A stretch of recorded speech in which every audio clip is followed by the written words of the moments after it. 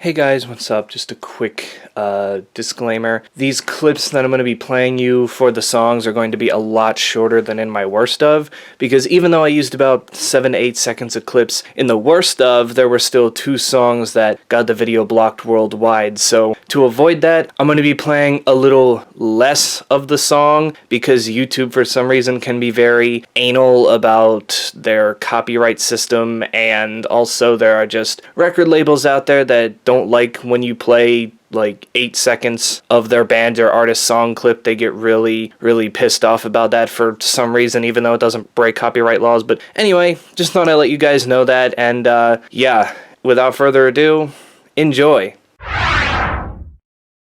So last video, I gave you the 10 absolute worst songs of 2020. Now, we're going to take a look at the 10 best songs that came out this year, at least in my opinion. Now, what we're doing differently this year, there's no honorable mentions, so it's just 10 straight through. And, I forgot to mention in the last video, singles only. I know what people liked about my top however many songs I would do list was that it would feature, you know, underrated songs like deep cuts, but for the most part, I want to keep it to the singles this year just because it makes it easier for me to narrow down what I want to put on these lists and what I don't want to put on these lists. And we did, yes, just narrow it down to 1 song per artist. So we're not, you know, seeing like 3 Blink-182 or this like we did last year and all that stuff. So here's number 10.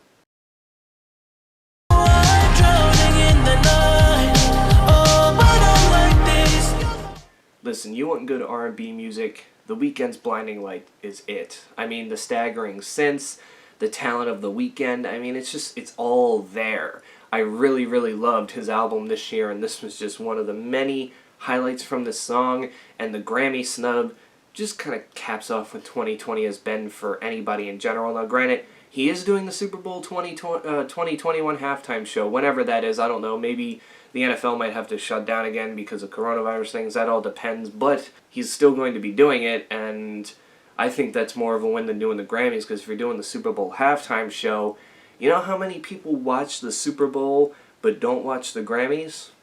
Just saying, I think it's actually more of a win for him to be doing that, and I hope he plays this song live. If he doesn't, it would just be blasphemy.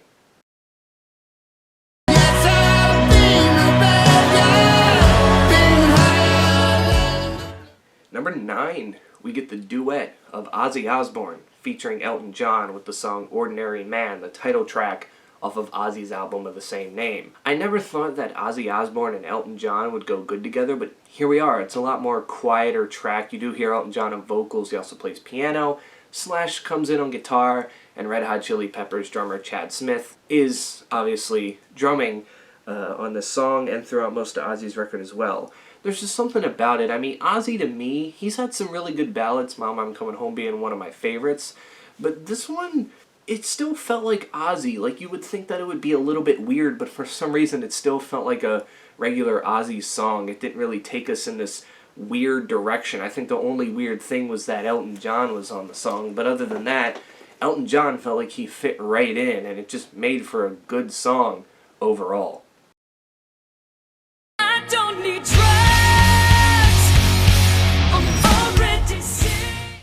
Well, so much for an album in 2020 from Evanescence that it seems like, from what I've heard, it's going to be coming March of 2021. So, yeah, but we've gotten 3 singles from them so far.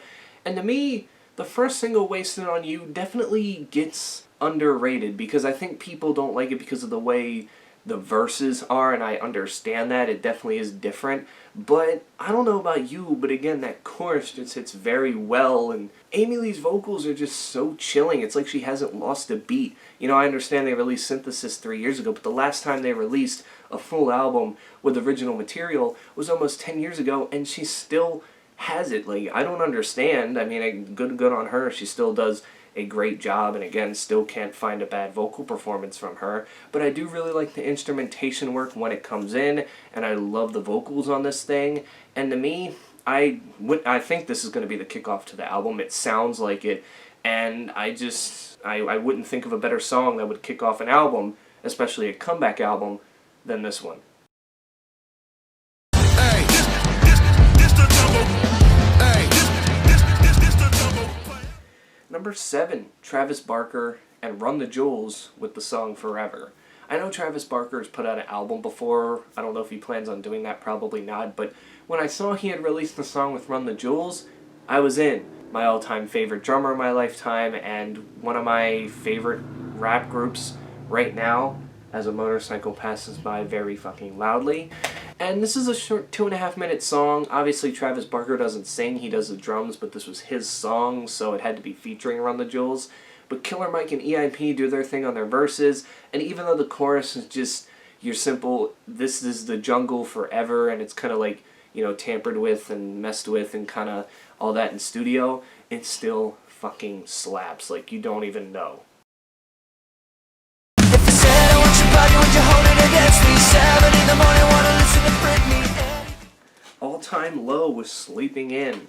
I mean, I loved, for the most part, all the singles that came from this record this year, Wake Up Sunshine, and I felt like it was a big, major step up from Last Young Renegade, their debut with Fueled by Ramen, but their second effort from Fueled by Ramen featured the second single from this album, Sleeping In. It sounds like your typical old all-time low. I mean, the pounding choruses, just the catchiness of it, you're able to, you know, sing along to it, tap your foot, whatever. It's just memorable, and it's under 3 minutes long, so it's not like anything that's going to like require, you know, good listening. You just need to be there for it, and I think that's what makes it good, is just it feels like an all-time low song again.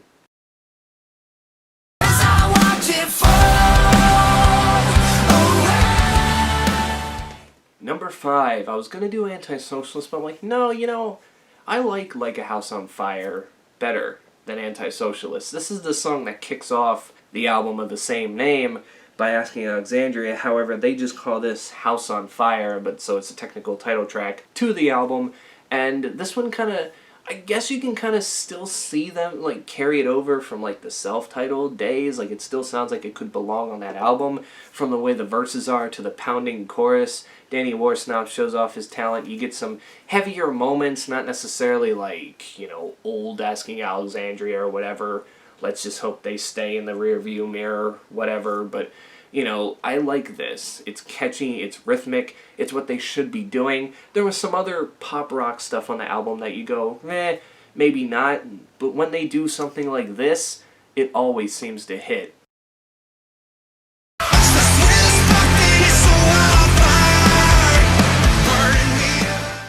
Number 4, Resentment by A Day to Remember. This was another band that was supposed to release an album this year, but ended up getting pushed back to February 2021. But we have a definitive release date now. I Love Resentment, which I believe was the second single that is for this album. It was really one to me that Degenerates was the lead single to this album, so I had my doubts. But when Resentment came out, I think it was actually technically November of 2019, which, you know, I had my year-end list done beforehand, so it counts on this list this year. I was like, you know, this is what I remember from A Day to Remember. It still might be a little bit different because the verses are more beat-driven, but you get the, you know, memorable chorus, the stadium-like chorus, the breakdown.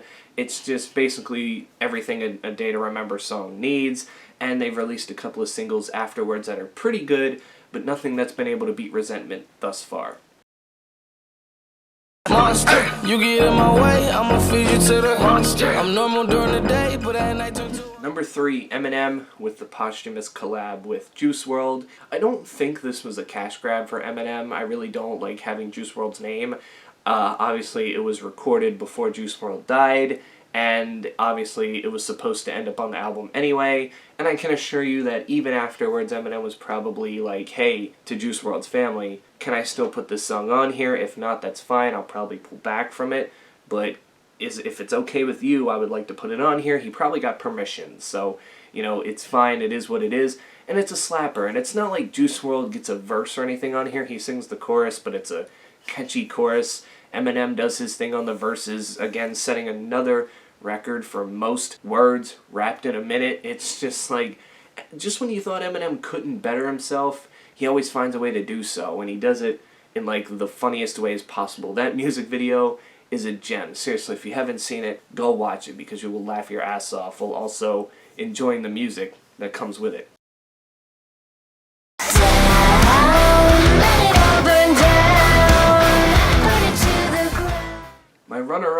this year for Song of the Year is Poppy with I Disagree, the title track from her album of the same name. I mean, there was a lot of title tracks this year that really did very well, and this was one of them. I know, again, technically this came out in 2019, but the album came out in 2020, so the song technically also was released in 2020, therefore it counts to be on this list. As much as I like the other singles that come along with this, like Concrete, Blood Money, Anything Like Me, Fill the Crown, and Sit and Stay, I really felt like that this was the best single. This was basically the album I Disagree in a nutshell. You're going to get the pop here and there, where you're going to get the heavier rock moments and metal moments. It was just a bit of everything, and it was kind of like Concrete, where it threw you in 100 different directions, although this one did it slower than Concrete did. And although I would say I do like a song like If It Bleeds better than this, again, me having to stick with singles really made me narrow it down, and I said, which one of these 6 singles that came from this record, I think it's 7 at this point, did I like? And this was the one I had to choose just because I still am just jamming to it now. Even if I don't go and listen to the full album in its entirety again, this is the song I just play. It's just so perfect, and I really hope that this is the route that she chooses to stay in. But again, there was one song that rose to it all. One song that defined the whole genre bending thing, and basically you can count it as the start of genreless music. Bring Me the Horizon was really able to do that this year with their record Posthuman Survival Horror, where, yes, they had heavy moments that could be seen more as metal and rock, but there was also a lot more, like, pop moments than you would think in there. But there was one song off of it that really just threw you around, but did it in an excellent way.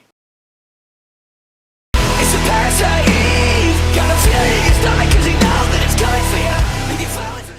Ludens was the first taste we got of this album, and I thought that was fine, and it ended up on the Death Stranding soundtrack, and that made, I think, top 3 for Songs of the Year last year, if I'm not mistaken. Parasite Eve was the second single we got from this thing, and I remember being super excited.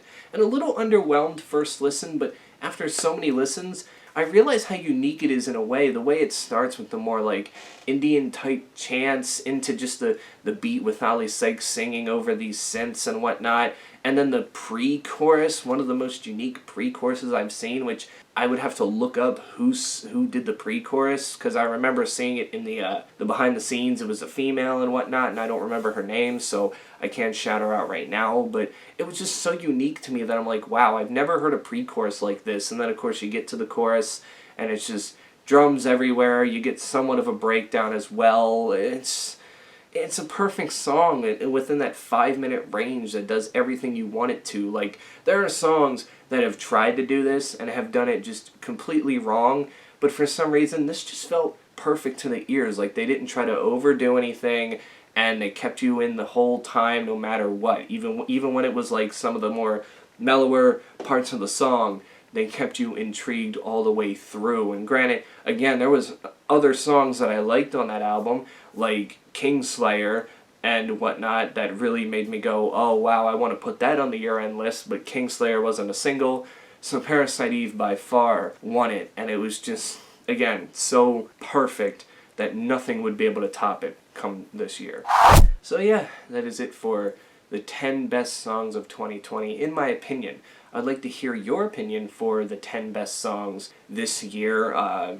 Probably an honorable mention that I realized I didn't put on the list that I probably should have would be Dead Horse by Hayley Williams. That song's a banger, but I think we all know that in general, so oh well, I left it off the list. It is what it is. I just remembered I left Sum 41 off the list last year when I should have put them out on their song for, I think it was called Out for Blood, but you know, we make mistakes sometimes. But that's it for me. What's coming up next is the real year-end list, like the big year-end list that everybody waits for, which will be my top 10 worst albums coming on December 18th, and then the following week will be the top 10 best albums, and then the year-end list will be done. So I hope you've been enjoying. If you are, subscribe, hit the notification bell, that way you're notified every time I upload. Until next time, well, I can't say see you in 2021 yet because, well, there's still 2 more videos coming out, but I got more plans in 2021, so just be ready, stay tuned, and don't forget to wear your mask.